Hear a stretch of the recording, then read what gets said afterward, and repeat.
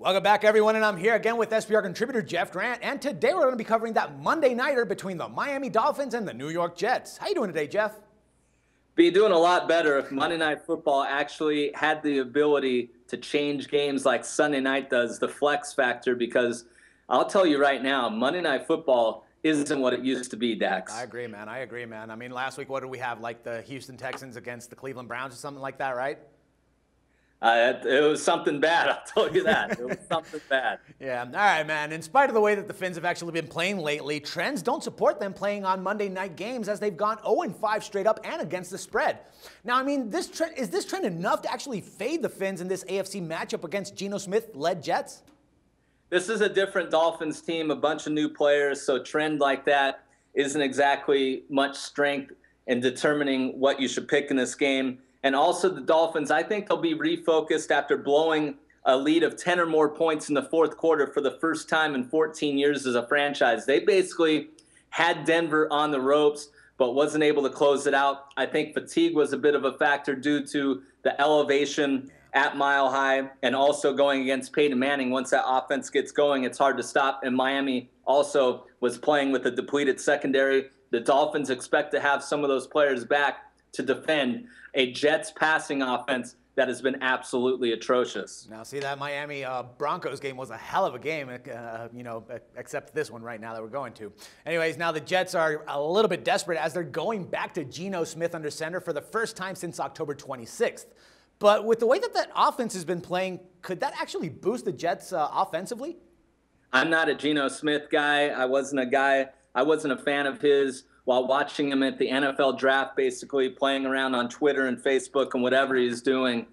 He just isn't mentally up to the challenge of being an NFL quarterback. That may change over the course of time, but right now I think he's mentally defeated.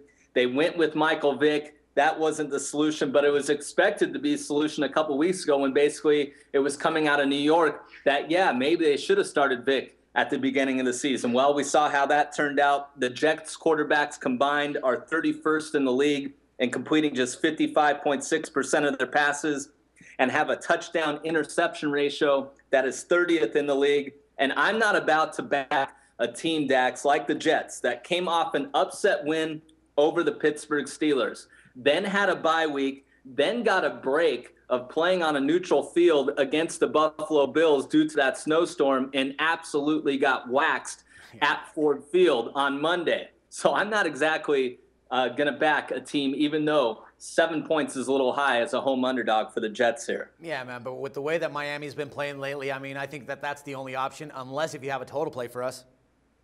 I'm going to go with Miami because there's a lot of things that I like. I like the way Ryan Tannehill is distributing the football to his talented wide receivers. He has some wide receivers that can make some plays. Yeah. He's completed over 70.9% of his passes. This offense is also balanced with the running game.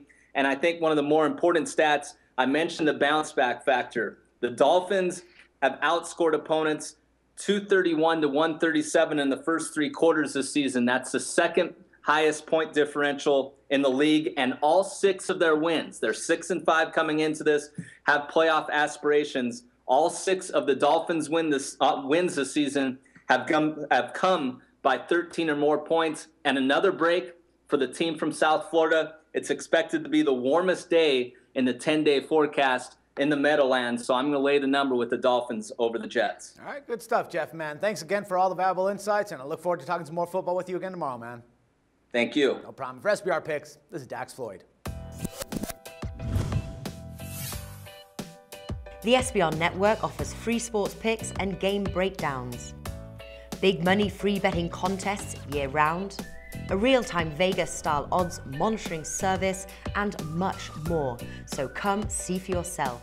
To stay updated on SBR news and promotions, follow us on Twitter, Facebook, and Google+, and do be sure to subscribe to the Sportsbook Review YouTube channel to catch all our daily sports shows.